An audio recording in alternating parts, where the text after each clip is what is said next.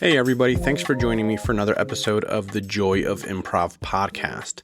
Today's guest is the lovely Alice Garriga. Alice is a performer in the Atlanta community. Alice is a part of an indie team called French Improv that does a lot of great community shows. They're free. They bring out other indie teams to open for them and play with them. It's a really, really cool show. Alice has a very deep and rich performance background, starting when she was really young. We talk about Alice's journey to discover improv through high school and college, where she joined the improv troupe at KSU called KISS, K-I-S-S. Alice talks about how she loves long-form narrative improv. We get into Alice's experience on French and how they coordinate their rehearsals and how the creation of that team came about. And Alice and I have a deep and important conversation around how to keep women safe in improv environments and in the improv scene. Alice and I talk about how important it is to find community and community in general, not just improv community, but how improv is so connected to finding our own humanity.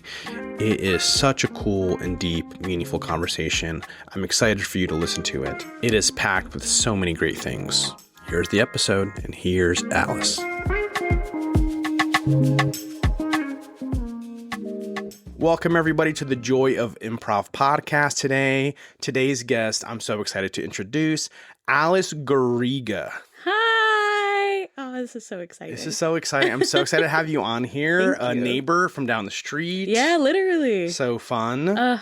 Neighbors. We got a cool little improv community over here. Well, Austin Combs just moved away. I still claim him as our neighbor. Yeah, I still claim him too. Stephen, Michael Smith is moving away also. Oh my gosh. He's around the corner and here. Cosmo's right down the street too. Cosmo's down the street. Yeah. There's a few. This is a great area. I love where we're at and here. Alyssa and I live together famously. Yeah, we're going to claim this area as just the improv. Yes. As the improv hub. I'm so excited to have you on. Thank you. And just to nerd out about improv, I feel like we do that occasionally when we're hanging out anyway. Yeah. So let's just record one. Let's record a nerd out session. Yeah. And have fun. And I want Atlanta to get to know you as an improviser and performer. Cool. Hey, Atlanta. No, thank you for having me. I'm really excited. Me too. I love to gab. I love to yap. Let's gab it up. Let's gab it up. I'm so eager to hear how everyone's journey starts with improv, and I want to hear about how you came to improv. Yeah. When I think back to like my genuine first experience with it, it's probably in third grade, when I took comedy classes at the Alliance Theater. In third grade? Yes. I've always been like a theater silly kid. I remember when I was like barely conscious, like 5 years old, being at a magic show, and the magician asking for volunteers. And I was like determined. I was like, oh my gosh, me. And my mom and dad, they're both famously incredibly introverted. And my mom famously, no, they're so introverted. We can get into that later. Okay. But having as extroverted a daughter as me was interesting. I remember my mom pulling me aside and being like, if you raise your hand, that means you have to get up in front of everyone. And I was like, I know, I want that. But yeah, no, my first experience, I didn't know it then. I didn't know really what improv was until college. But I remember being in this comedy class, and I look back, and we were just playing improv games, little improv warm-ups, like montaging. You didn't know at the time. No, not at all. It was just a way to keep me busy during the summer. And boy, did I love to do things, any kind of side quest activity, a hobby. If I could try it, I wanted to. I wanted to do everything, and so it was hard to zero in on a few things to actually do. Yeah, that performer urge was already there. Yeah, at a young age. Yeah, theater. I got the theater bug very young. I did my first professional play in like 8th grade at Georgia Shakespeare. It was A Christmas Story, and that was very magical. What makes it professional? You said professional? Yeah, like I got paid. Like I auditioned for a theater. Like, yeah, like that's what I mean by professional. And like they paid like 8th grade me to say 7 lines and be a snooty little know-it-all kid in this adorable Christmas play. That's incredible. Yeah. And that's like what really solidified, I think, my love for it. That's what led me to go to performing arts, high school, DeKalb School of the Arts. And I was heavily involved with theater and improv there. Again, didn't really understand the name for it. We would have fundraisers for us to raise enough funds to go to ThesCon, which my Georgia theater nerds, where you at? Did you also go to Thespian Conference in Columbus, Georgia? Comment below. Yeah, comment below on wherever you're listening to this. It was a huge deal for us to go.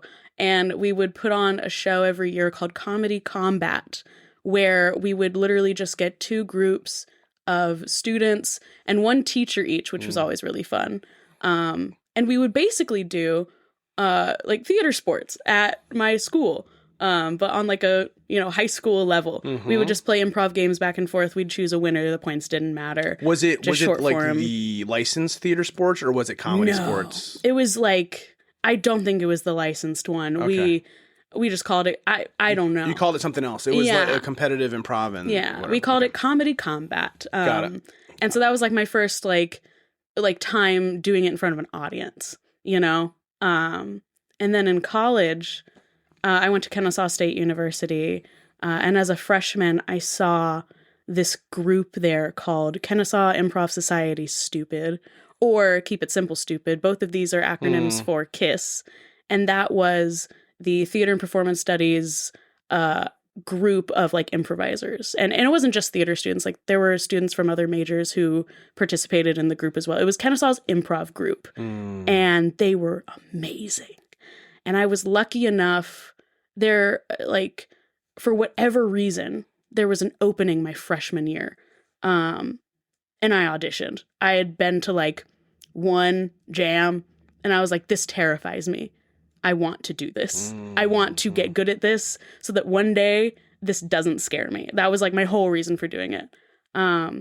And somehow I got in. Wow. And so somehow by this time you've already been in a professional production. It's different though. I think like acting and improv really lend themselves to each other, but they are like different, Sure. And I know some actors who hate improvising, and I know some improvisers who hate acting, and so I think they both benefit each other. Yes, they are adjacent.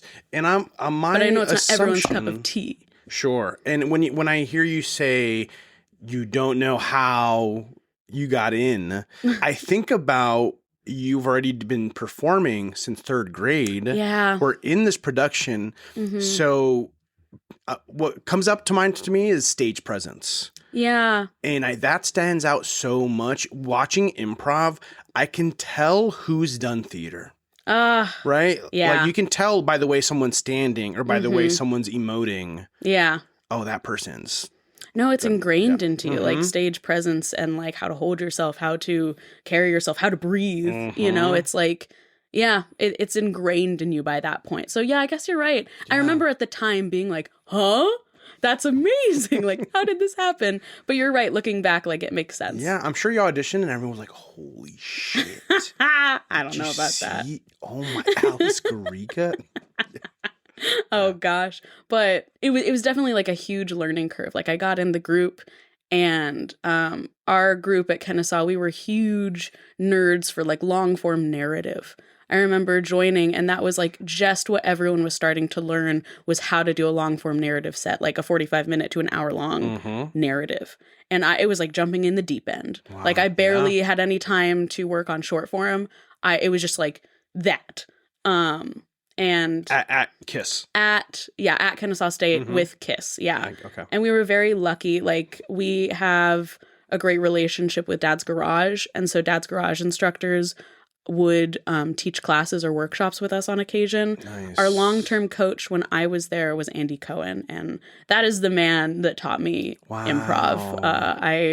I owe so much of it to him. He taught me so much, and was just such like a positive, brilliant influence. I feel so lucky I got to work with him. Yeah, he's awesome. Yeah. He's awesome. But yeah, it was definitely jumping in the deep end. I didn't get into improv in the traditional way that I think most people do, which is short form then long form. Mm-hmm. I went in long form first and then figured out short form later, because as a group, we would perform a lot during the school year. We had shows where we would do more short form games, more long form things.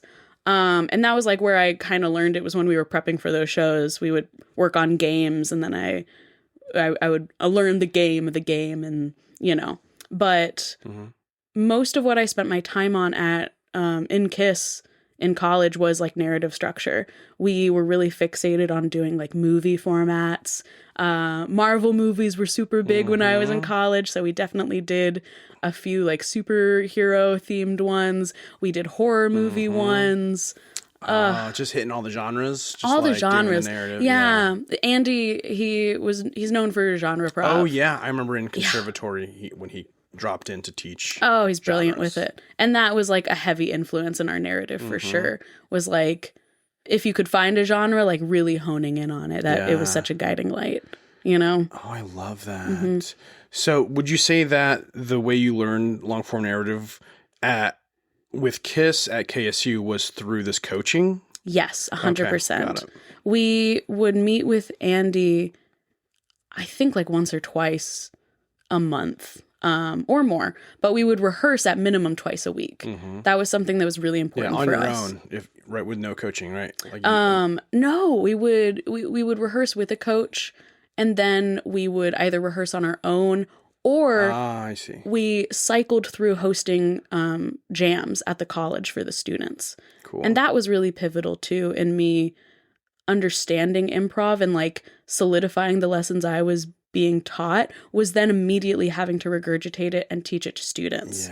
Because we all had to do our due diligence and like host the jams. It wasn't like one person's duty. We all had to do it. You know, it was just part of being in the group. And that was really helpful. I don't know about you, but I'm such like a kinetic learner.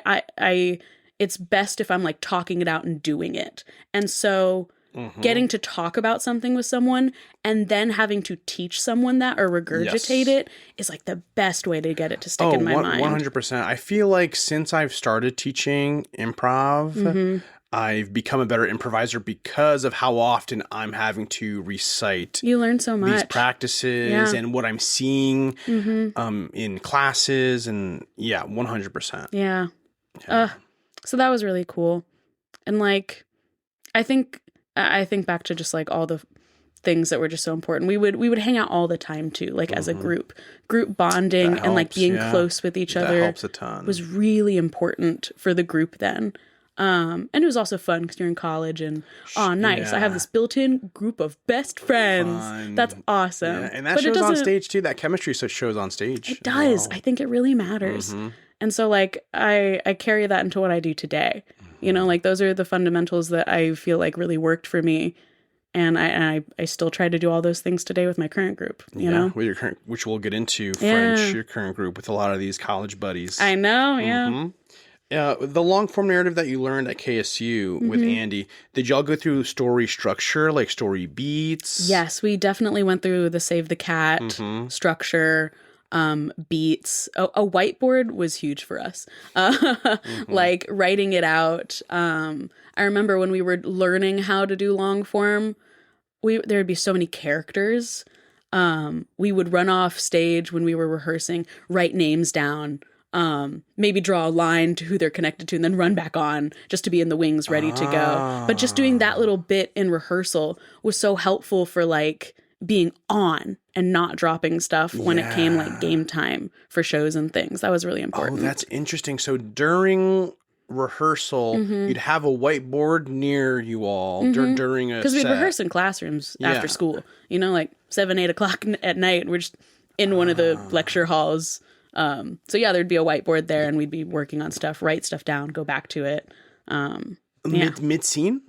Yeah. Well, not mid scene. Like, let's say we open up a set and we meet our main character and his love interest and his mom. You know, after that scene wraps, one of us who has time, who doesn't think they need to be in the next scene, would write the names down, maybe draw a line between him and the mom, a heart between him and the love interest, if we had time. Yeah. Sometimes it was just writing the names and getting to the next beat, you know?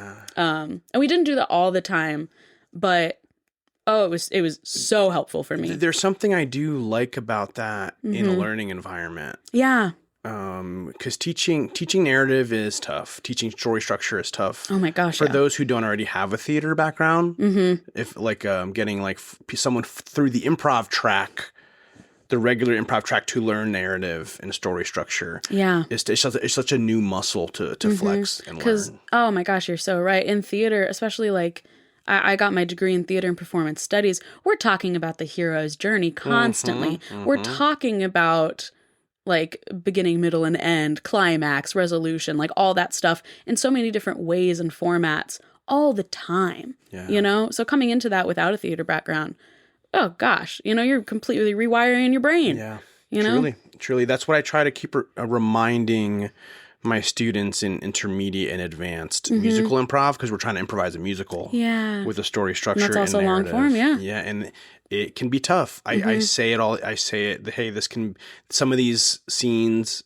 and shows, these sets can be uncomfortable because you're in your head trying to figure out these plot beats. Yeah. But once they're in your bones, it'll feel more. It's a new skill. It's a completely new skill that's hard to learn. You got to muscle through. But I'm thinking, hearing you talk about the whiteboard makes me think like, should I bring in a whiteboard to class during sets? And oh, absolutely. So that's like a little nugget that I'm taking more away like for myself. Visual like people and like kinetic people, again, like me having to write it down. Oh, it just helped so much. And I don't do it now. Like in rehearsals for my group now, we don't do that, you know? But as a student, like learning the fundamentals and like structures and all of that, it was so helpful. Okay. Yeah. Okay. Noted. Okay, so you're at KISS. What's post college? What's post KISS? Or is there anything more in the college adventures, improv adventures? No, not really. We just had so much fun. We would perform. We were lucky to get as many chances to perform at KSU as we did. Like, as we were how often was that? We would have like a big showcase at the end of each semester. And we could have like smaller shows leading up to that as well, more short form based. Sometimes we would get lucky and get to do a late night show, and we could curse. Whoa! Oh my gosh! And play sex KSU? with me. Ooh! Oh my so gosh! Scandalous. And we competed in the college improv tournament, CIT. Ooh, cool. Yeah, with and other that was colleges. Really fun. Yeah, with other colleges. Whoa, that sounds pretty cool. So I had the opportunity to see other Atlanta improvisers that are my friends now, like improvising and be my rivals, you know. Whoa, wait, you got to play with friends, people that you're friends with now. Not play with them, but compete with them. Yeah. So how it would work is they would get all the college improv teams of Atlanta or nearby states. Like I know sometimes Florida universities would drive up for it, or vice versa. If it was in Florida, we would drive down sometimes. But yeah, like it was KSU competing with UGA, competing with Georgia Tech, competing with FSU, like all that stuff. So the rivalries are real, not just in football, but in improv, ladies and gentlemen. Yeah, I can. Was there improv shit talking? No. You're gonna get. I'm gonna zap your head. No, everyone was so kind and nice. Okay. I feel like that tracks too. I guess. We did have like our rivalries, you know, like UGA with their Herald. God, they were always so killer, and I remember seeing them come up, and I'd be like, damn, shit, I'm worried. The Heralds were good. You're saying? Oh, absolutely. UGA swiped the floor, wiped the floor. They cleaned house often. Both. Yeah, they're a very talented group. But so is Georgia Tech. Like Georgia Tech is where I saw Lucas's Bowl compete at CIT for Georgia Tech's team. Wow, that's so cool. Oh my gosh, they were so good. They did some sort of narrative, like sci-fi adventure for like a story. And I just remember being like riveted by it. I was like, dang, they're so good. And then years later, like seeing Lucas again at Dad's Garage, I was like, oh my gosh, this is crazy. Yeah. You know? So yeah. That is so cool. Mhm. College. This has been coming up a lot and with guests, and also the podcast that I listen to, improv podcast, like Susie Barrett's. Yes, also. Oh, fantastic. When guests mention that they started doing improv in high school and college, man, I'm so jealous. Yeah. That sounds so. Just getting those reps, that head start of the. Everyone talks about reps. And to have a start in high school and college is like such a gift. I feel so lucky for it because it's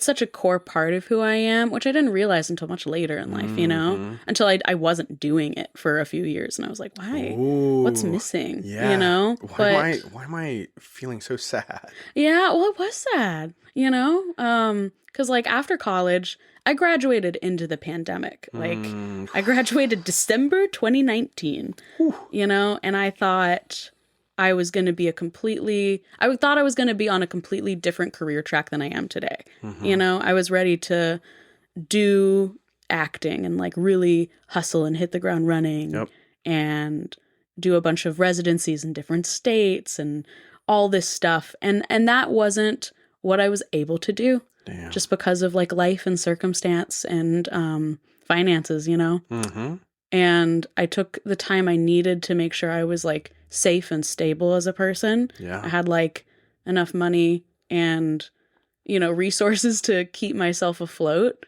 And then once I got to like a more stable place again a few years later, I was like, oh, I feel such an emptiness in my heart, And that's when I started taking classes at Dad's again. I took level 1 improv in like 2022 just because I missed it.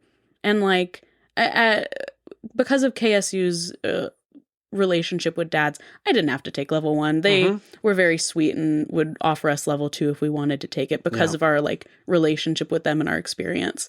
But I just felt so, after, like you said, getting the reps in, having it be such a consistent part of my life for so long, to have it just be completely void of it for 3 years, I felt so disconnected and out of practice with it. Yeah.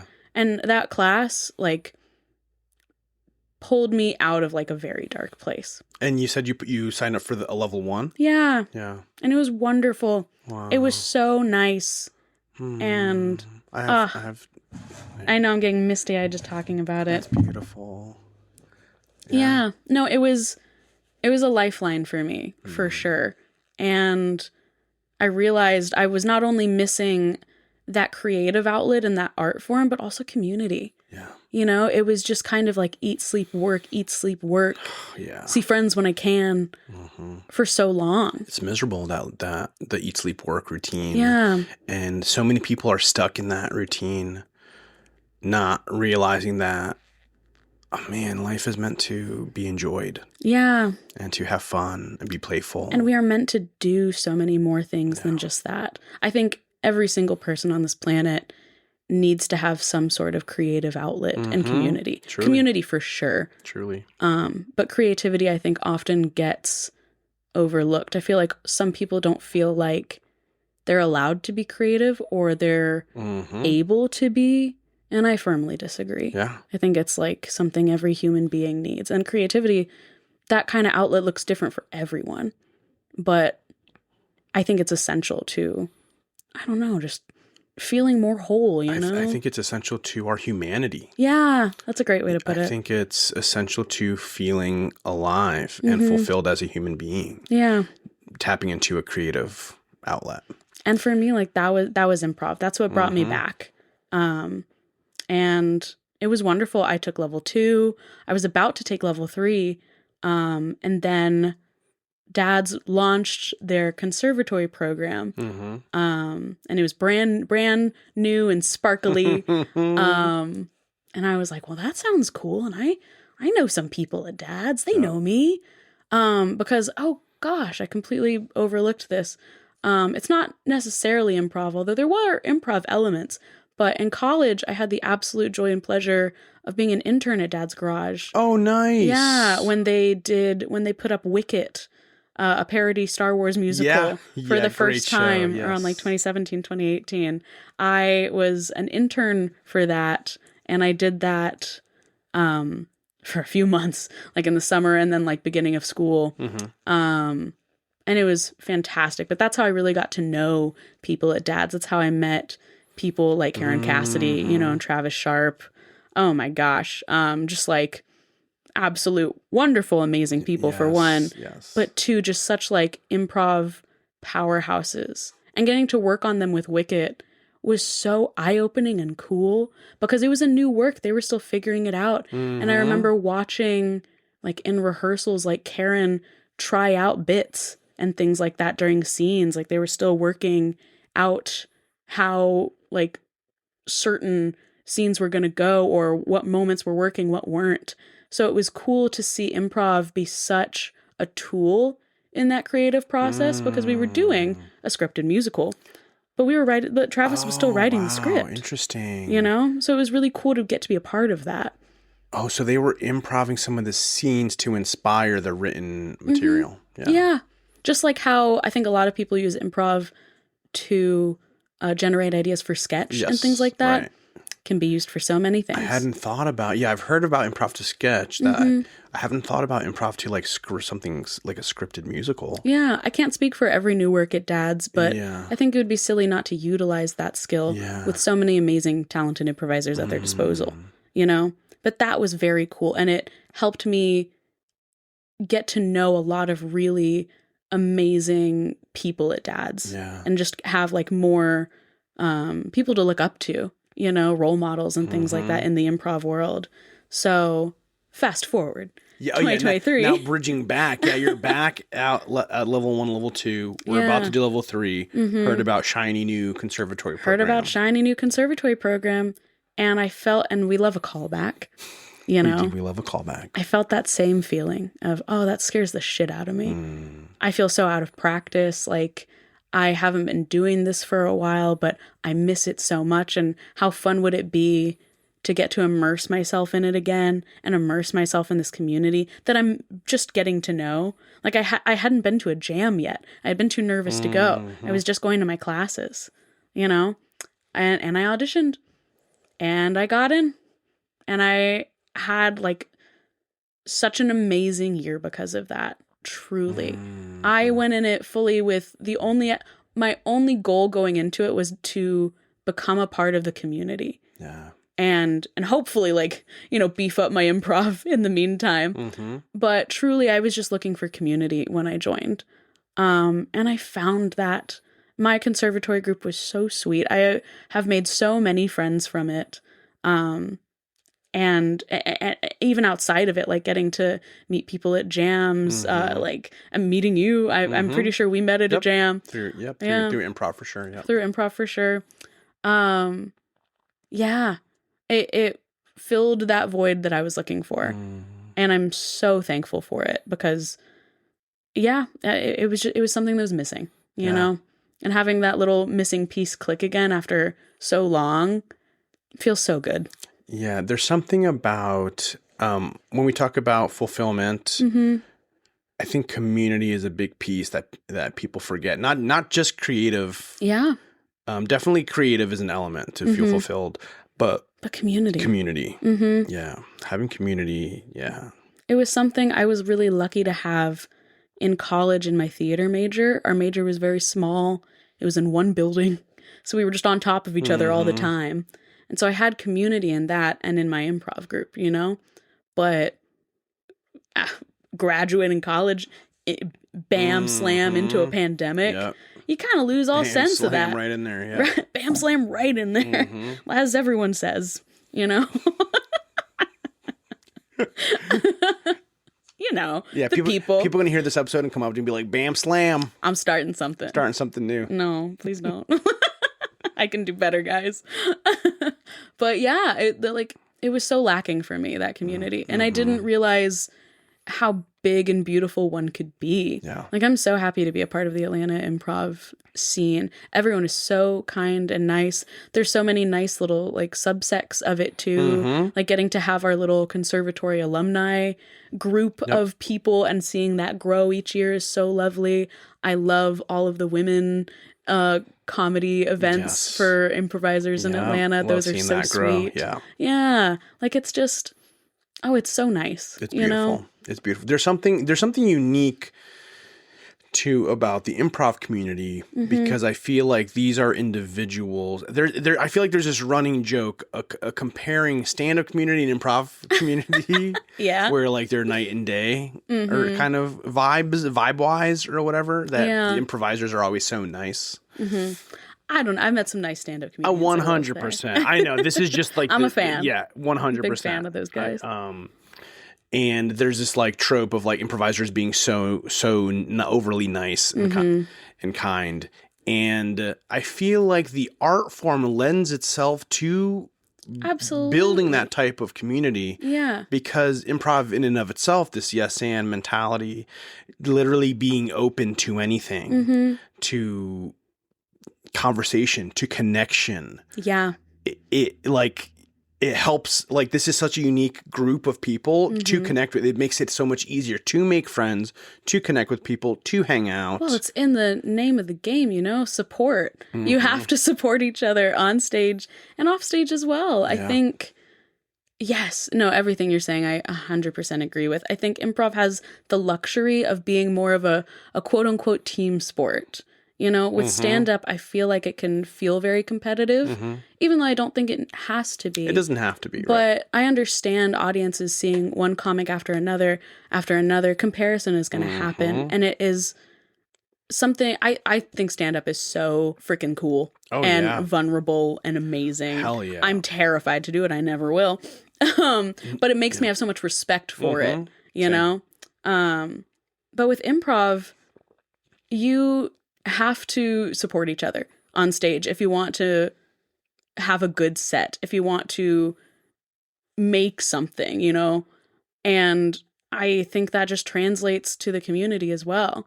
The better you know people, the better improv you're going to do is a philosophy of 100%. mine, and knowing each other as people, and also you learn each other's unique play styles too. Oh my gosh, yeah, the group mind of it all. When you know the exact setup to give to your scene partner, then they're going to slam dunk it. Yeah. With it, such a cool feeling. I love Atlanta for so many reasons, and something I would love to see happen more is a drawing towards of more like groups rehearsing. I love these rotating casts, and those are so fun and electric and exciting, but there is such a profound joy in getting to perform with a group very well and feel so safe and supported with. I agree. Because, and that's one of the things that makes rotating casts so exciting, is because people are playing together for the first time, or like they don't understand each other's play styles well. So the magic really comes in seeing those people build something amazing, 100%. But I think there's just as much magic in really knowing someone. We do need more teams. Yeah. We do need more teams. We need more teams rehearsing. Rehearse, guys. Yeah. Hang out with each other. Get breakfast together. Do it. Listen to us. Go do it. Be better. Cowards. Everyone, let's be friends. Cowards. Do it. No, this came up. Wow, that was intense. You're doing the best you can. Yeah, you're doing the best you can. We had different energies there. It's okay. We're nice improviser, strict improviser. But this exact thing came up. I think it was talking to in Madeline's interview. Oh, I'm sure. With needing more teams also instead of rotating cast, but also the struggle of spaces to perform, to rehearse. And that led to, like, you could do it anywhere, like bibliothèque, a bookstore, a coffee shop, like your French house. Yes, it led into that. So still possible to rehearse. And but finding performance space sometimes needs to be think outside the box. You have to, and boy, do I know about that. That's We're gonna get there. We're getting there. Yeah, we're gonna get to French because the team that Alice is on, because they perform in a coffee shop / bar / theater. Hallway, technically, a hallway in this of location. all three, a liminal space. Yeah, and where patrons are sometimes walking through the set. It doesn't happen as often as people say. I will say. But it has happened, But and it it's has hysterical every time. Oh, it's wonderful. It's such magical, silly, beautiful comedic fodder. Yeah. Delightful. Okay, so we're through conservatory. Conservatory was an amazing experience, amazing group of people. Mm-hmm. I got exactly what I wanted out of it, was becoming a part of the community and getting to ingratiate myself and understand it.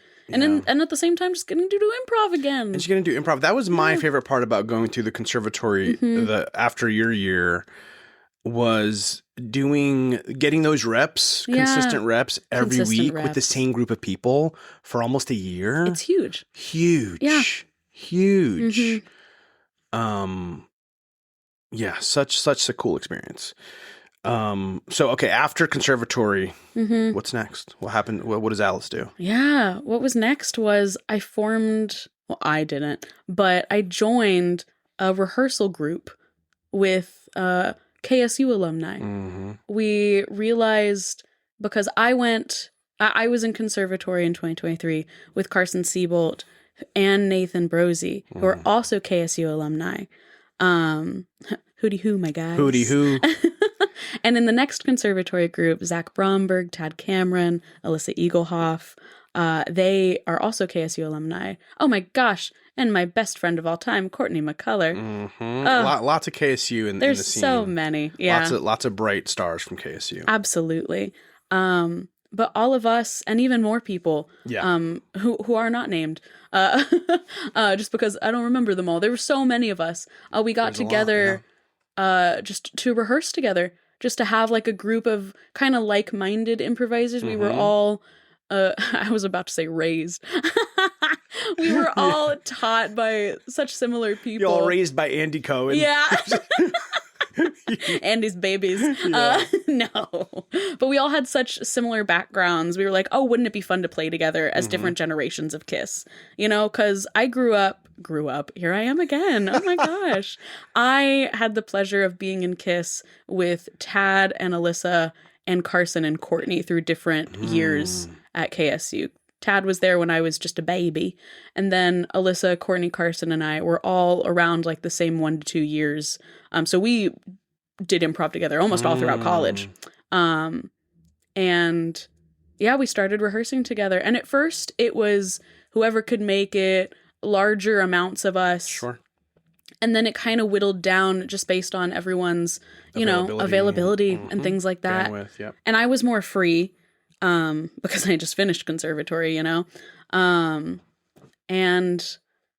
yeah, it was wonderful. It wasn't all the time, but we always had so much fun. We would make it a point, again, to meet once a week if we could, just rehearse, do silly things, and we would try so much stuff. Like, that was truly a time of, like, just exploration and fun for us. No agenda, just, like, do improv for the sake of prov, and maybe if we wanted to, like, oh, wouldn't it be cool to do a show one day somewhere? Yeah. Was this living room kind of rehearsal stuff? Yes, it was at my friend Zach's house. We had a sunroom, and that's where we would do improv, in there or the living room, wherever we could. Yeah. And if it wasn't there, it was at Tad's apartment or my apartment. Or Alyssa's apartment. We would move around. Well, was this French at this time yet, or was it just meeting to do improv? Okay. It was just meeting to do improv. No. I don't think. I'm trying to remember. I don't think we became French officially until, I want to say late 2024 or somewhere in 2024, or like late. No, yeah, it was definitely 2024. Who knows? I'm so bad with numbers. I'm dyslexic, guys. It's all a mess up there. It's all mushing together in the brain. But yeah, we were consistently pretty much meeting together, like the 6 to 4 of us, like Courtney and Carson when they could, and then me, Zach, Tad, and Alyssa. And Zach was just like at Java Lords one day talking with his friend who is like the bartender there. He's like, yeah, this has been really fun. We're looking for... It would be cool to do something at Spaces. And James at Java Lords offered us the space. They had used the space before for open mics and to have bands and other things. And James is the bartender and I want to say, bartender and runner of Java Lords and Little 5 Points. Cool. Thank you, James. Thank you, James. And he opened up his space to us for free in exchange for us bringing people. Wow. He needed more people on Thursday nights. Just because it's like a coffee shop and bar, and sometimes people only think it's a coffee shop and then don't come in at night. Yeah. And we were like, we can bring people. We know people. We just need a space. And so we struck a deal. And yeah, I want to say it was in February of 2025. That was our first show. Wow. Because this past year, we had our 1 year anniversary. Just made a year recently. Yeah, it was in February 2025. We did our first show there. Oh, and it was so stressful and chaotic and terrifying. Oh, figuring out that space for the first time. To paint a picture, it is a building that is shared with 7 stages, the theater. And so a lot of people, they think, oh, I'm going to go see an improv group at a theater. Think again. Java Lords is attached to it. So you just walk from the box office of 7 stages to your left, and there's a bar. Small, skinny hallway of a bar that opens up into a small sitting room with, again, kind of an adjoining stairwell / like ramp for patrons to enter the theater another way. And it's a larger space, that gap, that liminal space. And that's where we perform. Yeah. So I'll find some pictures and I'll post it up. Yeah. Somewhere so the listeners can see. Nice. But it was a unique little space. Unique space. But all that to say, y'all can find a place to do it. All that to say, yes, exactly. You can make a space out of anything. We pack out that tiny little bar often. And again, we pack it out because 1, it's a free show. But 2, I think it's just at like a nice sweet spot. Kind of being a late show, but not too late. Do it 9:30 on Thursdays, you know? And even the staff there is good vibes. Oh, like they're everyone's so always sweet to us. everyone's so nice. Yeah. We've really like found a rhythm with it. Our first show was very it was a learning process. We were competing with a show at the theater next door, Getting Out. Oh, yeah. So we had patrons coming out. We were trying to figure out when to start the show, when that would be over. Yeah. But very exciting. We started, and that's how French started, was just doing a show there. And also like us wanting to pay homage to the Atlanta improv scene. We found a space and we were like, how awesome is it that we have this space? How can we make it accessible to other people as well? Because we're all so in love and big fans of the Atlanta improv scene and all of the amazing groups in it. We wanted to find a way to just like share what we had found, and then also just like give people stage time that didn't have a chance to have any. Yeah. And what's beautiful, what y'all did with French, having openers come out for this free show to also just get publicity on their team. Exactly. And also eventually doing French and Friends. Yeah. French was formed as the rehearsal group at French and Friends, the show we do at Java Lords. Yeah, fully that was where it came to life. Yeah. And then recently there's been like the Friends only. Yeah, we've been switching it up a bit. Just switching it up a bit. Doing a rotating cast of like different just bringing Atlanta out improvisers. Friends to perform in that slot. Exactly. Yeah. Yeah. And truly, I mean, when we talk about community, building community and helping each other grow, like it doesn't get more community based than that. Like y'all found a space to perform. You can tell we feel really passionately about it. Yeah. Yeah, absolutely.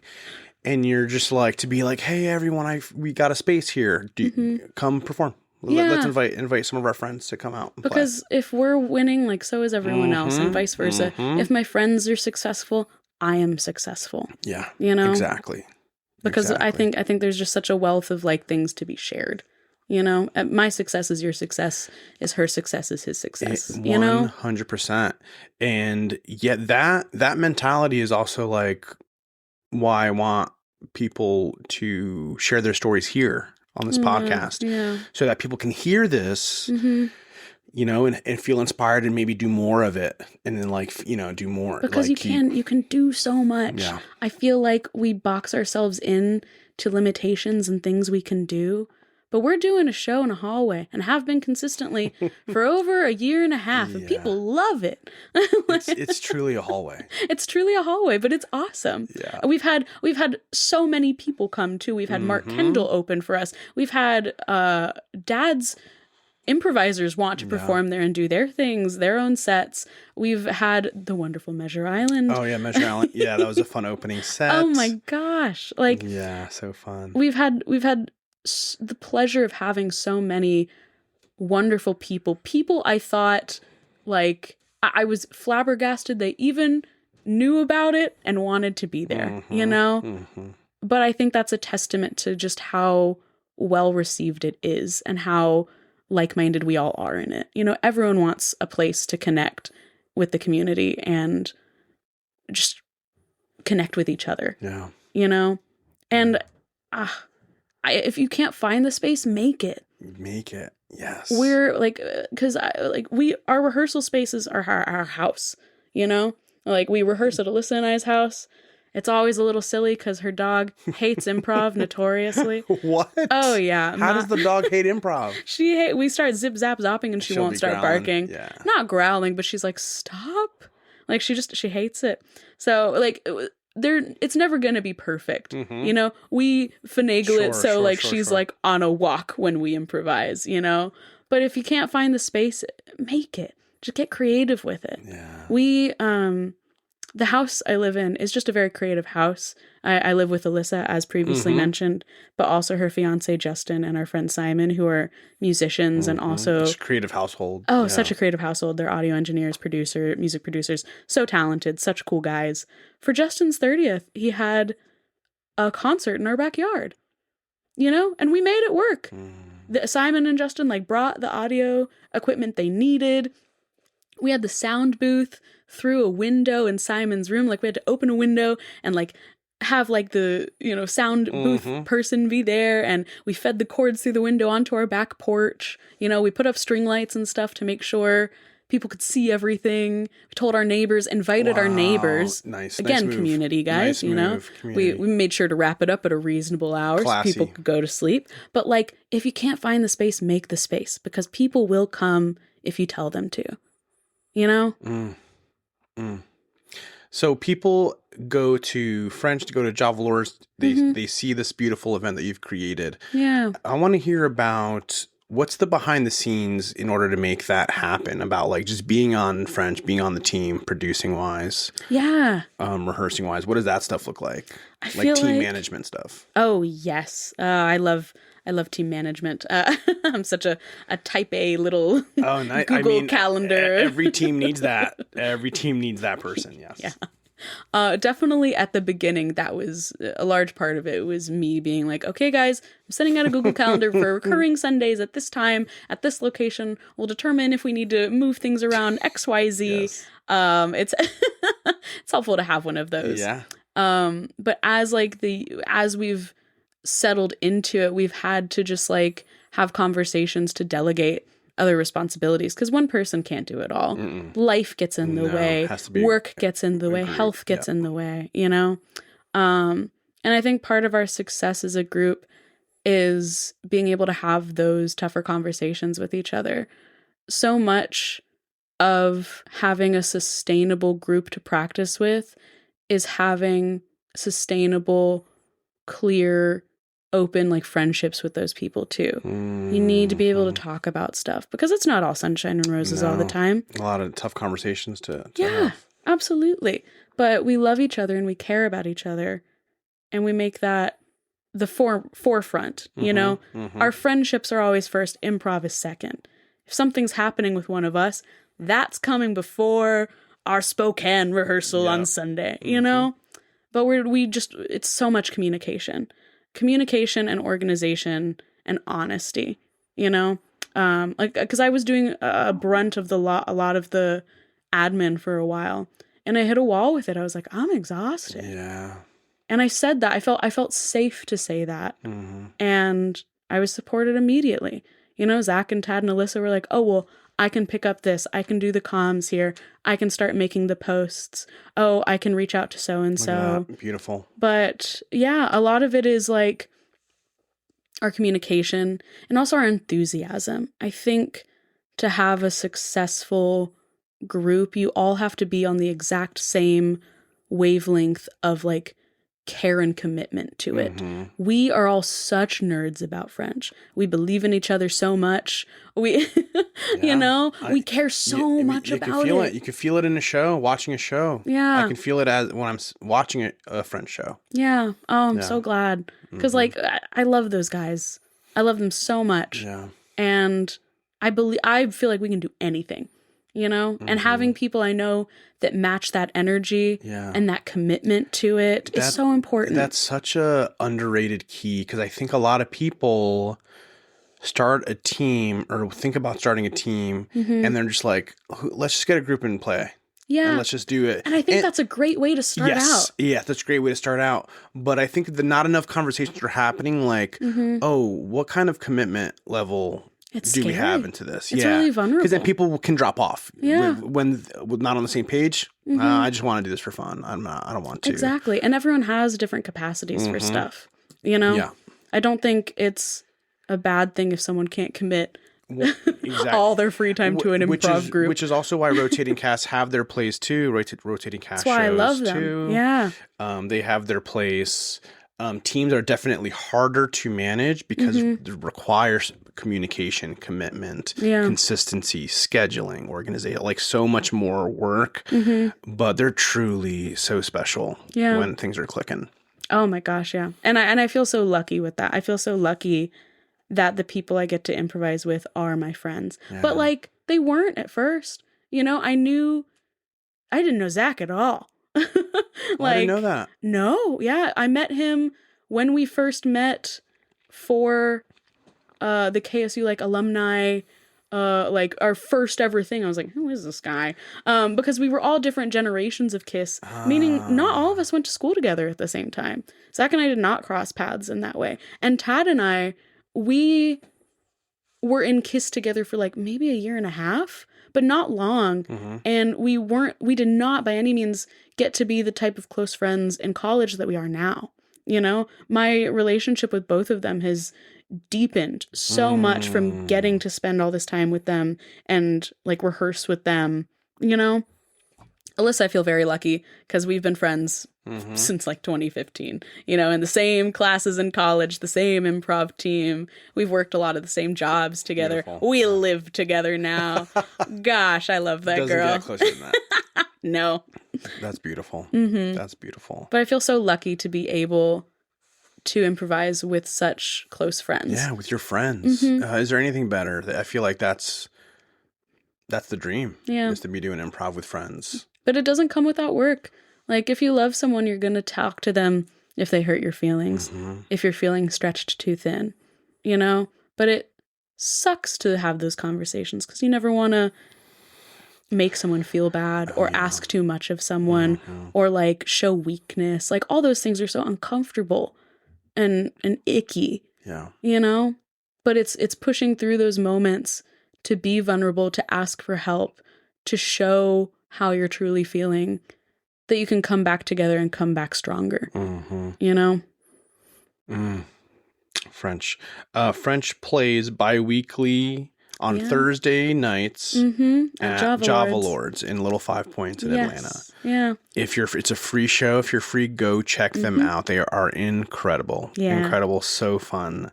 Do you want to know a fun tidbit as to why we're called French? Yeah, I do. Because it's a weird name. And so does the community. We want to know. Tell us. We went back and forth so long on a name because nothing felt right. And we settled on French just because it's easy, it's short. It's silly because none of us speak it. Like, we're not like a French themed group by any means. Let me just state that for the record. But we're all more mature versions of what we were in KISS. And the joke was made, well, what's a more mature kiss? Oh, a French kiss. Oh, wow. A little inside joke for Just y'all. a silly inside joke, but that's why we're called French. Okay. I see the connection. Yeah. It's also funny when y'all introduce the team and like, hey, everybody, we're French. Mm-hmm. And we're not. None of us are from France. Yeah. No, it's stupid. It's a funny bit. Which I think is important. Yeah, that's so fun. I didn't know that. French kiss. Mm-hmm. Okay. Yeah. Cool. That's so cool. It's a little homage to where we all came from. Yeah, that's beautiful. But yeah, we have French and Friends, as you were saying. Mm-hmm. I want to say the second and fourth Thursdays of every month, although sometimes that changes. This month it changed. Follow the Instagram to stay up to date. Follow our Instagram. It is French Prov ATL. French Prov ATL. Mm-hmm. And we have more exciting shows coming up. We are working on a long form format called Faust, where we're improvising like a Faustian legend to deal with the devil. That is us like getting to flex more of our narrative skills. What does Faustian mean? What is that? So, Tad and Zach do a much better job of explaining it. My nerds. But Faust comes from the old play Faust, which is the original deal with the devil. It is a man who makes a deal with the devil. He's a doctor, I think, and he craves more knowledge. And he's granted that, and it comes with a price, and, But that is the original deal with the devil. Okay. And, yeah, we made up the format on a whim after being invited to do like a 15-minute guest slot at a friend's Faust and folklore open mic, like singer-songwriter night. Mm-hmm. My friend Riley Schatz, local Atlanta singer-songwriter. Love her. She's great. Fantastic. I've Follow seen her her perform, everywhere. She's amazing.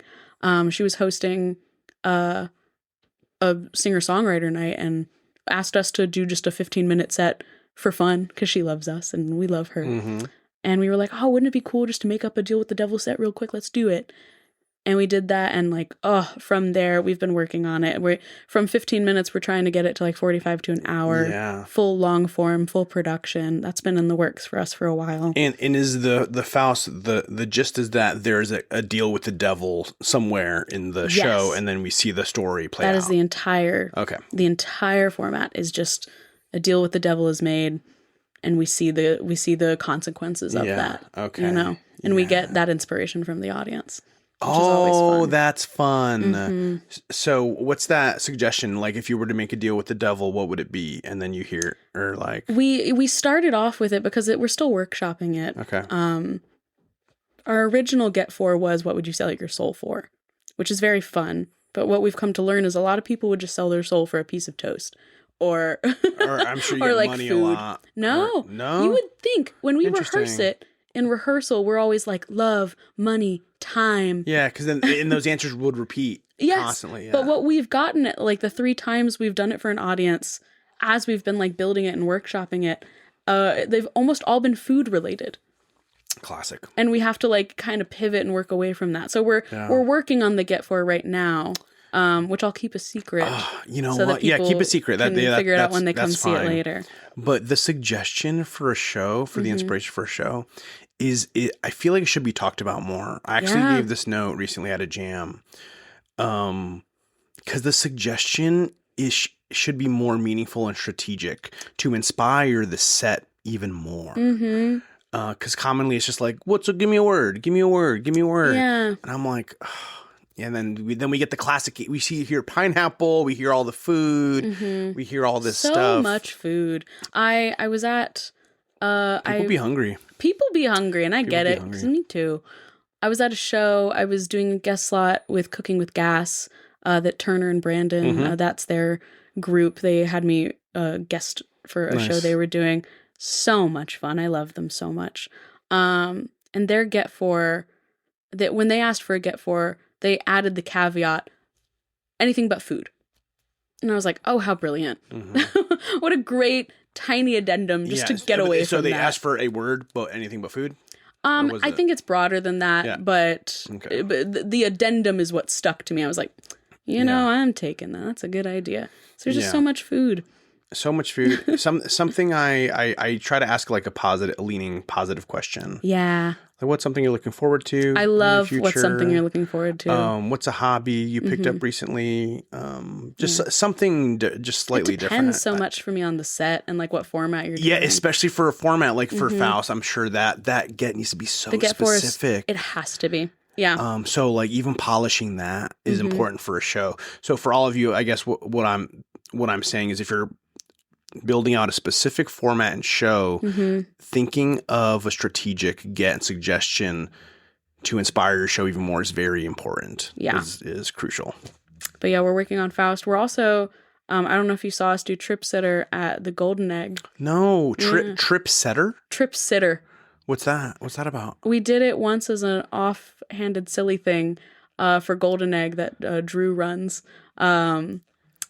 And we're making it into a format fully. That's also something that's in the works. Trips, is that another narrative? No, it is what we did for Golden Egg was 3 of us got legally stoned. Oh, I saw the set. It was the Slacker? Yes, we did a Slacker. That set was so fun. 3 of us got stoned and 1 of us didn't, and we didn't know who, but we had a poll on Instagram vote unknowingly what they were voting for. And so Zach had to be sober for the set, and Trip Sit, me, Alyssa, and Tad, who were just so baked. Y'all, this show was so hysterical. And also for those who don't know, a Slacker set is a tap out, or no, it's a walk off. We follow the person that exits the scene, right? Yes. And the fun part of that was the rules we made for ourselves were whoever is the sober person, we want to make it as fun for them as possible because they don't get to be stoned and they're having to babysit us, you know? So we let Zach pick the format we do and it'd basically do whatever he wanted. Oh, he picked Slacker that night. He picked Slacker and it was a format we had never done. Wow, y'all, it was a blast. I was so terrified. It was a blast. He made it a Slacker and also made it a Western because that's his favorite genre. Yeah. So that was really fun. And we are in the process of workshopping that too to be a full actual show we do just because we had so much positive feedback from it. Because it was such a joyful, silly, it was a blast. Silly experience. It was a blast. Because even there were moments where like you can tell, even when Slacker broke a bit, like there were those moments where people like forgot we're supposed to follow the person leaving. Yeah. But like it was so playful. Y'all were having so much fun. It didn't matter. Like all the audience cares about is that we're having fun, that you're having fun on stage. And it was so joyful. As like an improv show for improvisers, you know? Like yeah.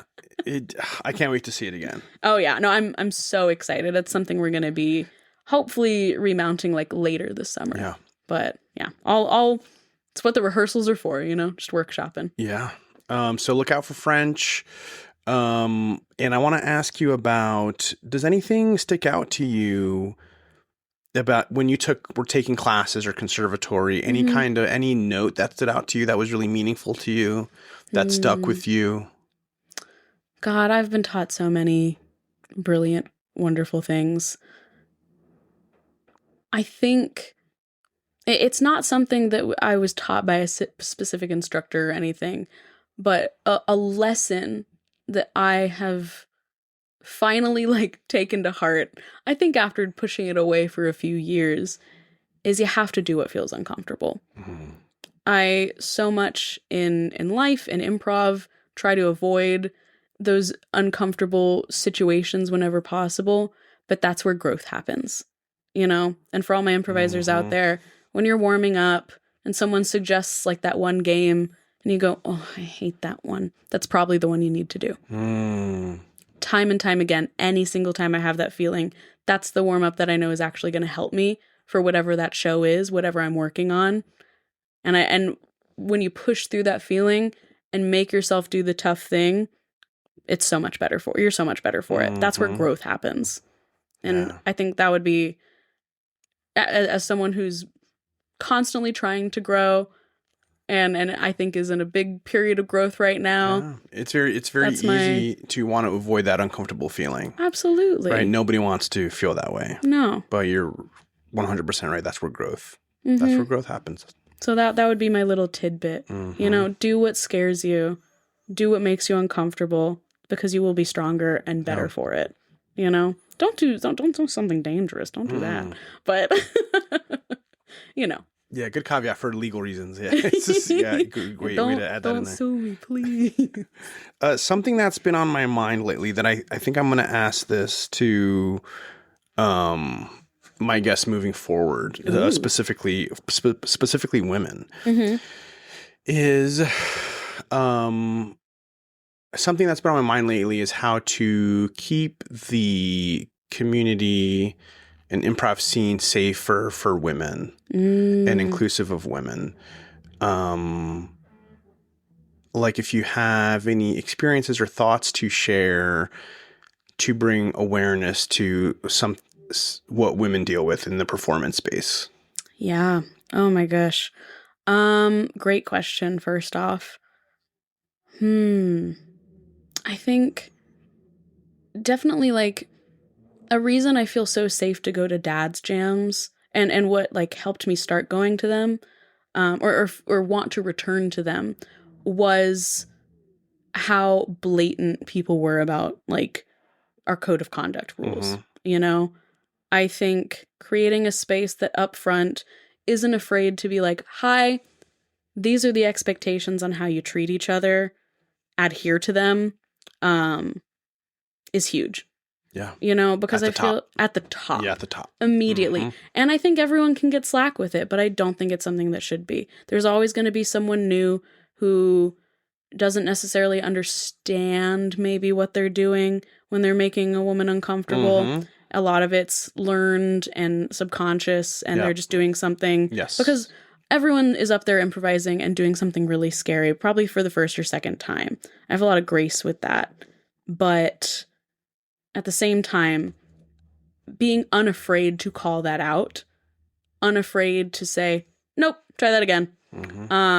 Really important. I think a lot of people, it's such a kind community. I think a lot of people are scared to say something when something inappropriate happens, but that's where the growth happens. That's where the learning happens. Like being unafraid to do that. It has made me feel a lot safer as a woman, like going to certain jams and things like that. And just being unafraid yourself as well to really be strict with your boundaries.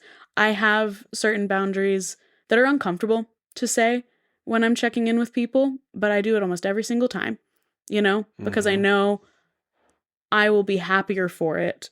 People will know how to handle me with care and talk to me if I'm clear about my boundaries right out the gate, you know, like don't be afraid to really advocate for yourself. And in the community, I just encourage like men to be aware, you know, if you see something, say something. If you feel that discomfort, you know, I think having the bravery to ask someone like, hey, are you okay? How did that last scene make you feel? I felt you know, something was off with you. Like having the bravery to check in, you know, and then to potentially like intervene.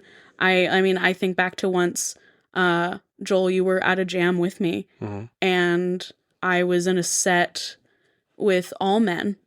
And I do not think this was intentional, but I was called a bitch in a very harsh way on stage. And it made me just immediately shrink. And like, I hate being called that word. Yeah. And I remembered starkly, I was like, oh, I didn't say anything about that in my check-in. And I was beating myself up for it and being like, I should have told these guys not to call me a bitch. Yeah, but right. That's part of the problem is you shouldn't have to. You shouldn't have to. Include it in your check-in. And I remember you checked in with me afterwards. And I was like, yeah, this sucked. I'm probably not going to say anything. And you asked me, you were like, do you mind if I say something? And I was like, oh, that would be great. Because I know the person who didn't mean anything by it. Sure. But if I can save more green improvisers, women, from having an experience like that, and that experience completely turning them off to improv, I want that. Yeah. That, You know? I think that's something I wanted to help avoid also, is because for you, you mentioned that you felt like you shrunk Yeah. in that moment with your years of experience in No, theater, I've in been college, doing, performing so long.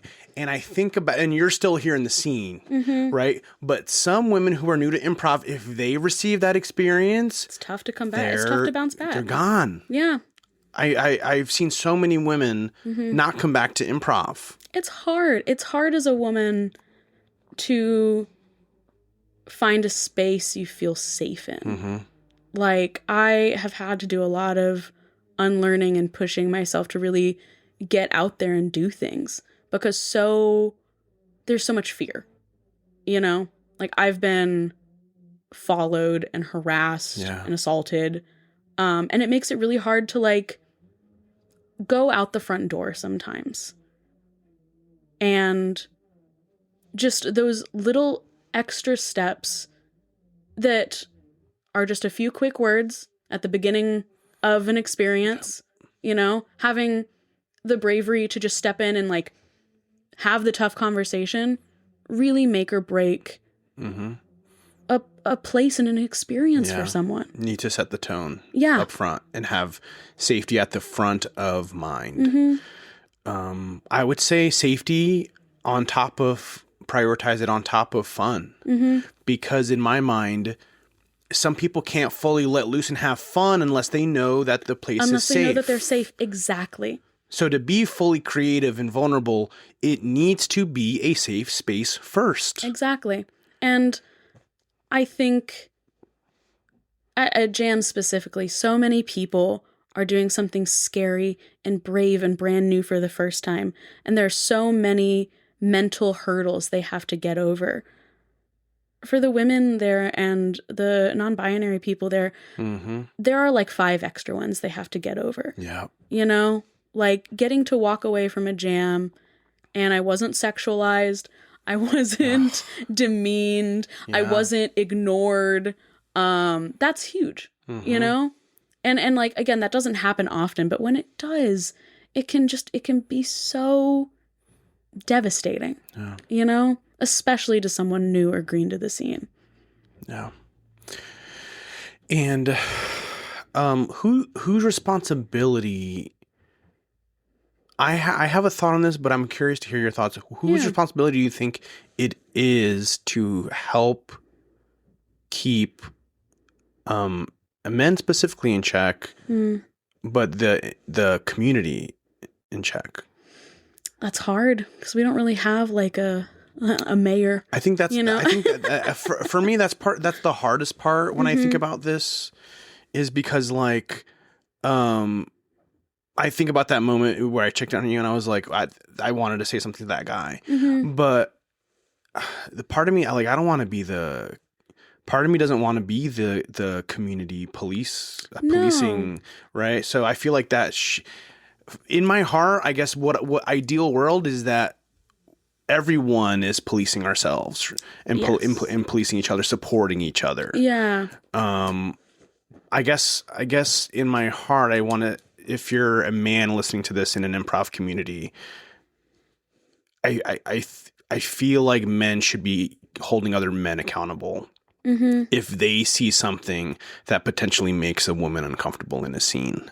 Yeah. Turning your mind on to that. I feel like a lot of people, it's not even something they think about, you know, and pushing yourself to do the uncomfortable thing, to empathize, to understand, to look out for those things, I think is really important. I feel very safe when I know the men I'm working with, like, empathize and understand, you know? Yeah. When they take the extra step to just be aware, to read the room, you know? Because it's something y'all haven't had to, like, adapt and learn growing up, you know?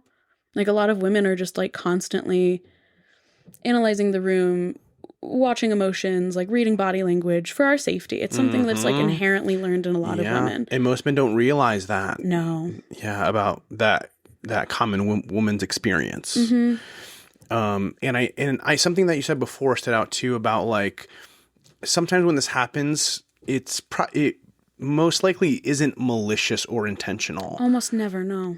I think that it just goes back to an unawareness thing. Mm-hmm. Not intentional or malicious. A lot of times it's a new improviser, knee-jerk reaction in front of an audience in the stage lights, not knowing what to do and slip something out. Yeah. That's inappropriate. So having some grace, but I do think still in that case, somebody needs to teach that person. There needs to be a learning moment, a teaching moment. Yeah. I don't know what the best answer to it is because, that's something we're still learning as a community.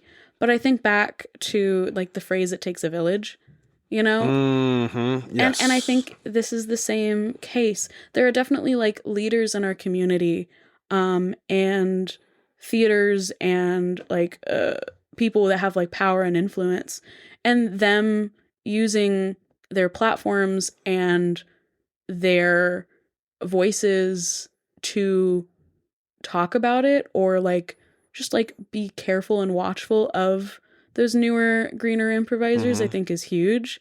But I feel cliche saying this, but like if you see something, say something. Yeah. It takes a village. You don't have to wait for your instructor to say something. If you're in a class with someone and you see something happen, you feel something shift, talk to someone. Like, hey, can we pause that scene real quick? Can we talk about what was just said? Or if that's too bold for you, like a scene ends, pulling aside either the person who had that happen to them or the person who said it, either or. I think it's easier to talk to the person who has just had something uncomfortable happen to them, to check in. So you never want to speak on behalf of someone. Yeah. That's something I've thought about also, is speaking on behalf of somebody. Yeah. Yeah. In a sense, I think it takes away a lot of their autonomy. And I would never want to do that. Yeah. But it takes a village. And it's scary and vulnerable, even to when like the see something, say something. It's even terrifying. That is scary too. Yes. And I've only done this a handful of times. I think the similar thing that night with your scene that you explained. And almost every single time, it's just like deflected. It's not. I feel like it's not registered. Yeah. What I'm saying. Yeah. I feel so lucky and thankful to be able to have this conversation because there are so many women in comedy now. Yeah. Yeah. And it's growing. And I think that's why this conversation is even more important. Yeah. To keep it safe and to keep the community because there's so many amazing, funny women in Atlanta and like across the frickin' world. No. And I think that's why these conversations are cropping up more and people like you are thankfully like wanting to raise the issues because finally there are enough women in the room for people to ask those questions. Before, when it was just one woman, maybe, if we're lucky. Right. I don't know if that was even a conversation being had. Yeah. So I'm really thankful to be able to have this conversation. But I think we are entering a new era of improv. I think improv is like really on the rise. We're entering a cool renaissance with it. 100%. And so there's going to be so much learning and growing pains with that as it expands, as more people enter the scene. I think Atlanta is on the precipice of something really exciting. Oh, yeah. I am so proud of our little scene. I love the indie scene in Atlanta, and I can't wait to see it grow and blossom. It's truly beautiful. Yeah. It is growing and blossoming. But that doesn't come without like growing pains. Yeah. So this is something we'll figure out together. I don't know if there's like a clear answer for it yet. Yeah. I don't know of a clear answer, and that's why I feel like I'm going to keep asking this question. I love it. Yeah. To guests to see what other experiences and input and thoughts that other people have. Yeah. I don't know what the right answer is. But I think what I do know is stuff that we've already mentioned. It takes a village. See something, say something. check in with people that you feel they may have had an uncomfortable scene or experience. Yeah. Check in on them, make sure they're okay. Before you speak on their behalf. Exactly. Before you speak on their behalf. Yeah. Yeah, I think those are the biggest takeaways, I guess, on this topic. Anything else come to mind? No, I feel like you really hit the nail on the head. Yeah. That's what I do. Okay, improv. I'm going over my checklist. Yeah. Background. Anything else on your heart or mind to chat about improv related? No, I feel like you've really hit the nail on the head. Wow. I feel like I've gotten to talk tagline. About. Yeah. Joel, he hits the nail on the head. Add that in a fun, weird outro. Yeah. No, don't do that. No, I really feel like you have asked such kind, careful questions. And I feel like I've gotten I feel like I've gotten to absolutely yap about myself in every single little aspect. That's what I want. Exactly. Okay, so before we wrap up, I have either sometimes I have community questions. I didn't have time to prep community questions for this interview, but I do have hot seat questions. Ooh, fun. So this is straight Susie. I'm sorry, Susie Barrett, my hero of improv podcasting. She does a hot seat section that's very similar. Hey, imitation is the highest form of flattery. Questions, and I love them so much. It's such a fun way to wrap up the end of an interview. No, I love it. But to enter this hot seat questions time, I'm gonna sing the intro for it. Okay. Hot seat questions. Okay, musical improv. We're gonna improv. Matt asked me specifically, the audio editor of the podcast. Yeah. He's like, can you improvise the jingle each time? episode? Oh, that's so cute. Yeah. So that's what I'm gonna do. That's what I'm gonna do. Great idea, Matt. Hot seat questions. Okay, first one. What are some of your favorite characters to play? Oh, I love being a little weird guy. A little weird guy. Oh my God. I feel like I heard that verbatim recently on actually, yes, also. Somebody was like, I love being a weird little guy. God, who doesn't, you know? Yeah, it's such a fun character being a weird little guy. Gosh, yes, you have so much freedom to be so fucking weird. Yes. I love a silly little voice. I really gravitate towards lower status characters. I think it's just because, I'm shorter as a person, and so, the height difference on stage, especially when I'm improvising someone like Tad, who is, twice my height, it just looks so silly when I'm like... Yes. You know? Yeah, 100%. Okay, so I love a silly little guy. I love... silly little guy is always my favorite. So, I love being evil.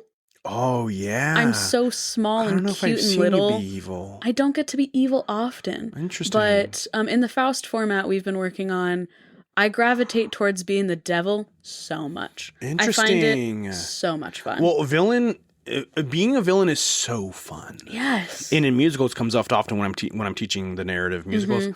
Villain is, but what I'm learning too is villain can be fun. A lot of people actually have a hard time being a villain and being bad, is what I'm realizing, or uncomfortable being evil, like an evil character. Yes. I had a great workshop with Ed Morgan recently. Love him. Such a wealth of knowledge and just sweet, cool guy. Yep. But he, and I'm gonna butcher it, but I'm never good at doing these things verbatim. He asked us to work on failing in a scene. We were doing short scenes and he wanted us to overpower someone, let them take power, and then fail. Because I think as improvisers, sometimes we get trapped in the yes and cycle of, and I'll make this work and we'll make this work and everything will always work.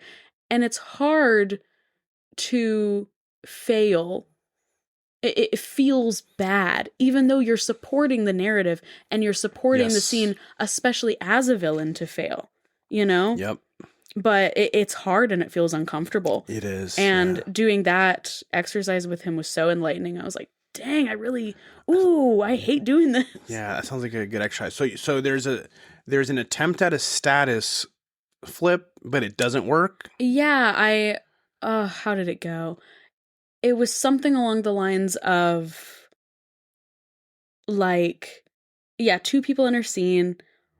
One, like, they're talking. One, like, they establish their higher status, and that they've, like, tricked this person, and then that person has to wallow in that, and then they trick them and win. So it's like a stabby stab. A stabby stab. Yeah. I'm gonna write that down. and I'll probably reach Ed, out I'm butchering to it. Ed I'm so also. sorry. No, Yeah. I'll reach out to Ed also. He'll explain it way better than I. This is why I don't teach. Yeah.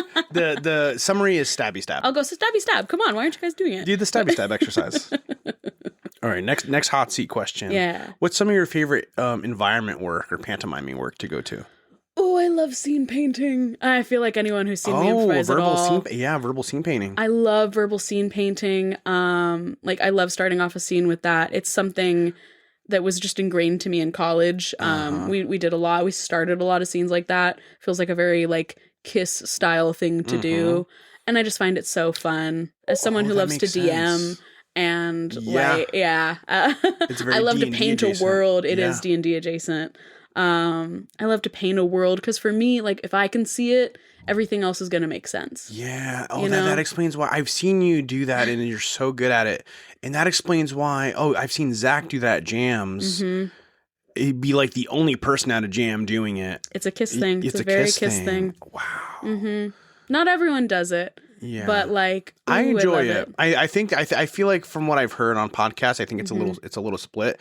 I do enjoy it because if I can see it, if somebody else paints a scene that I'm walking into, cool, I know where I'm at. It's such a great gift to give someone. Yeah. Okay, cool. Some of the platform is done already. Some of the who, what, where is done. I don't have to worry about it. Thank you. I just think it needs to be, and I think this is where there's a debate. It has to be purposeful and helpful. You don't want to paint unnecessarily and kind of end up giving someone nothing, or like give them too much and have them not know what to do with it. Yeah. There's definitely a too much that can happen. It's more art than I think science because I agree. You don't want to paint too much and then not have the performers be able to explore their own choices in a scene. Yeah, you don't want to paint someone into a box. Yeah. Yeah.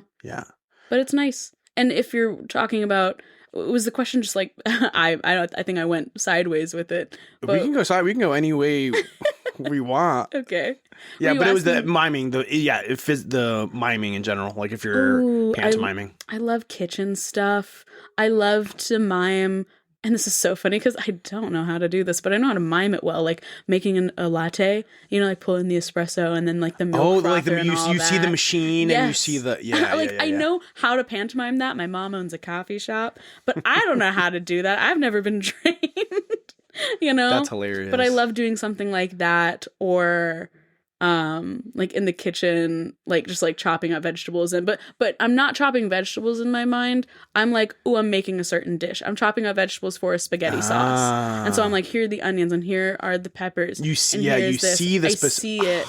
I think having that specificity is really fun. I love adding a little trash can. Like a little. Oh yeah, go and put your foot on it and then you dump it kind of thing. Well, yeah, sweet. Just little things here and there.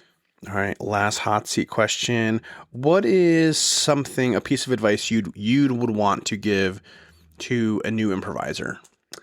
Oh, I feel like I've said this already, but I'll say it again because it is just so. It's so. This is my experience. Do what scares you. Do what scares you. Do the scary thing. Do the uncomfortable thing because that's where you're going to grow. If you like this and you want to keep doing it, it's going to be scary. Failing is how you get better. Failing is the fun of it. Yeah. There's nothing better than watching an improviser fail on stage.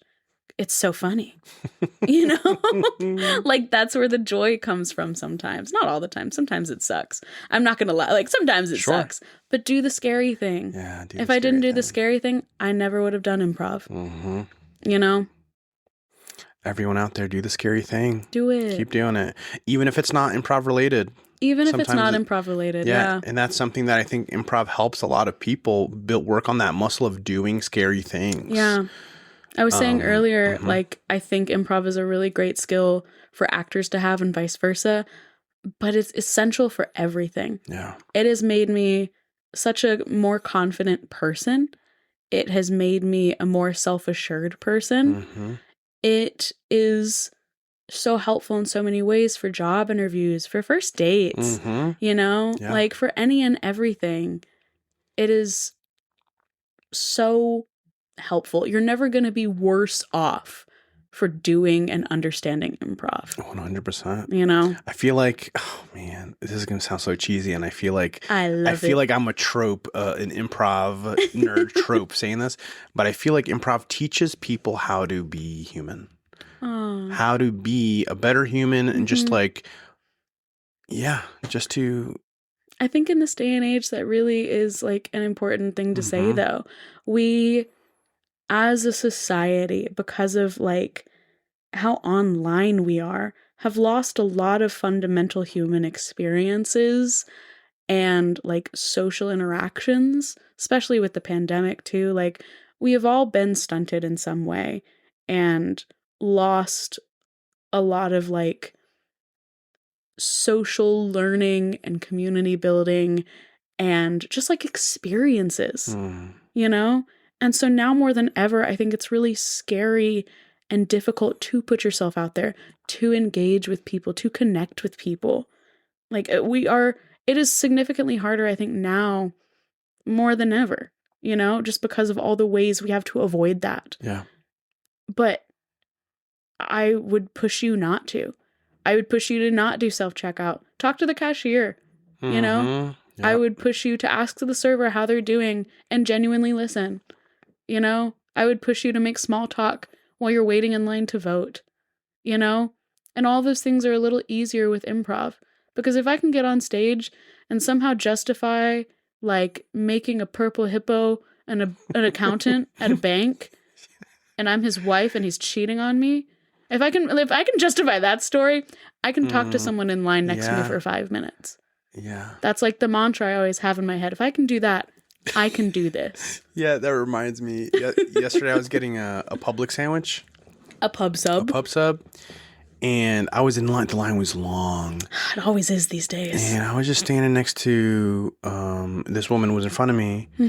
And she was on her phone. And like, I heard her like sighing. She was like reading messages like, just like making sounds. Yeah. And I didn't think anything of it. And then after a few minutes, she turns to me and she was like, excuse me, you look like a logical person. Don't know what that means. That's loaded. Let's go. Don't know what that means. But she's like, you look like a logical person. Can I ask you a personal question? Awesome. And I was like, don't know where this is going, but I was like, yes. Yeah, absolutely. Please do. Absolutely. And she proceeds to show me her phone, her text message phone. And she's showing me this thread, something that happened with her friend, some drama. Oh my gosh. And so she's letting me read these messages, and she's like, she just messaged me out of the blue. And so I'm asking her questions like to get more context. Yeah. I was like, is this a close friend? Did something what specifically happened? Something's popping off in that group chat if she's asking a random stranger for their insight. Oh yeah, but then I was just giving as much honest advice as I could and be like, well, if you want to maintain this relationship, maybe it's still so Joel you should just approach it, delicately. And she was like, well, she also works with me, and I was like, oh, then you have to maintain complicated. And I'm just talking to this person in line while we're waiting for a pub sub, and you know how long that line can be and how long it takes. And we're just chatting. We're just chatting about this dilemma. But yeah. It was a pleasure to meet you, May. Thanks for sharing your story and your dilemma with me. May, drop your pub sub order in the comments. It was a chicken tender. She got a few things for the staff. She has good taste. I think she was getting stuff for friends. Nice. She's getting a bunch of sandwiches. Oh, so she's a good person. She was getting the sandwich order. But yes, all that connecting back to improv skills, just connecting to the real world. It makes you a better person. Yeah. Yeah. No, I fully believe that. I don't think that's cliche. I think that's just like reassuring to hear. Yeah. You know? Well, Wow. Wow, I think we did it. I think we're done. We did it. Alice Garriga, thank you so much. This was so fun. For coming on to the Joy of Improv podcast with me. Thank you for having me. This was such a blast. It was so delightful to talk to you and see you. All right, everyone. Thank you so much for joining and listening. And we'll catch you next time on the Joy of Improv podcast. I don't know what your outro is, but this is the start of it. It goes. There you go, everybody. That's the start of the outro. I want to say thank you to Matt Isaacs. Thank you so much, Matt, for editing these episodes. Matt is a talented and kind member of the Atlanta improv community. If anyone out there has any audio editing or song mixing needs, please reach out to me at joel@thejoyofimprov.com. I'll connect you with Matt and get you on your way to getting some clean, fresh audio. If you're enjoying the podcast and you want to support and keep this podcast going, you can support in one of two ways. You can leave a 5-star review, and if you do, please leave an improv topic that you want us to discuss, or perhaps a question for a future guest. Another way to support the podcast is to give a monetary contribution on our Ko-Fi page. Anything helps. $1, $5 does not matter. Anything helps in keeping the podcast going. You can find the link to contribute in our Instagram or in the link in the episode description. Thank you so much for listening. It means so much that you're here. See you next time, and scene.